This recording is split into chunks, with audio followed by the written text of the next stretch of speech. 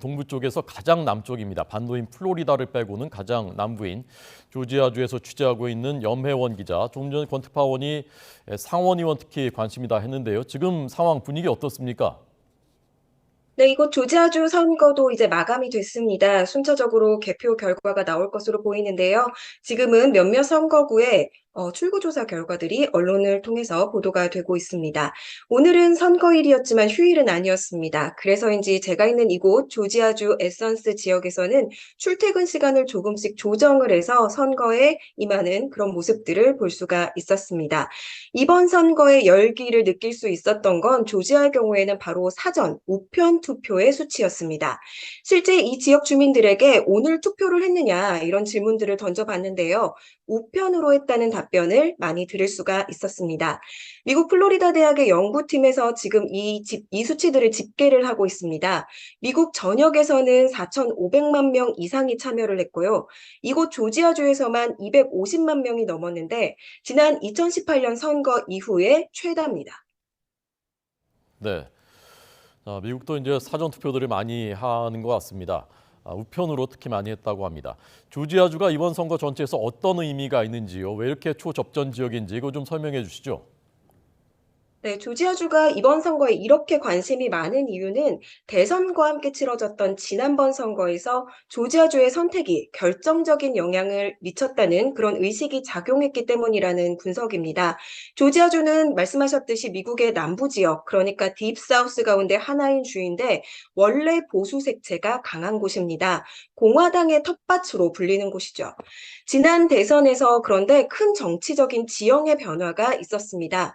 당시 공화당 트럼프 전 대통령이 아닌 민주당 바이든 대통령에게로 표심이 움직였고 상원의원 두 자리도 모두 결선 투표까지 간 끝에 민주당에게로 돌아갔습니다. 민주당이 상원에서 지금과 같이 팽팽한 균형을 맞출 수 있는데 결정적인 역할을 했던 것입니다.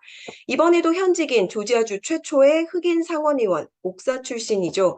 민주당 라파엘 워녹 후보와 유명한 미식 축구 선수였고 트럼프 전 대통령의 권유로 정계에 입문한 공화당의 허셜 워커 두 후보가 맞붙었습니다.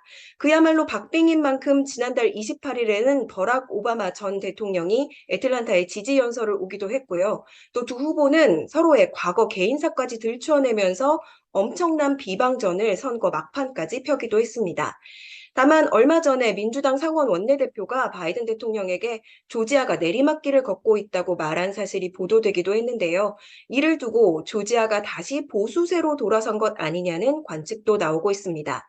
그렇지만 호락호락하게 공화당에게 승리를 안겨줄 것 같진 않다는 전망이 나오고 있는 가운데 과반을 얻는 후보가 없다면 결선 투표를 해야 한다는 조지아주 법에 따라서 다음 달 6일 결선 투표까지 갈 것이라는 전망이 힘을 얻고 있습니다.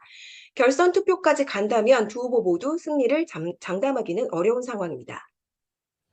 네, 미국 중간 선거 남의 나라 일이긴 하지만 우리한테도 직접적인 여러 분야에서 영향을 미치게 되기 때문에 저희가 자세히 보도하고 있습니다.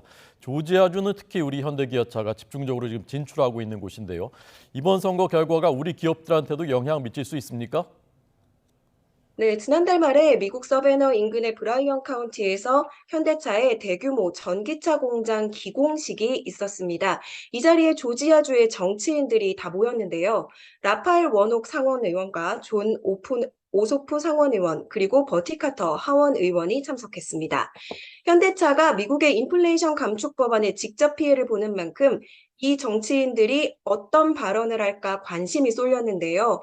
특히 원옥 상원 의원은 인플레이션 감축법에 찬성표를 던졌던 인물입니다. 그런데 최근 조금 변화의 기울을 보였습니다.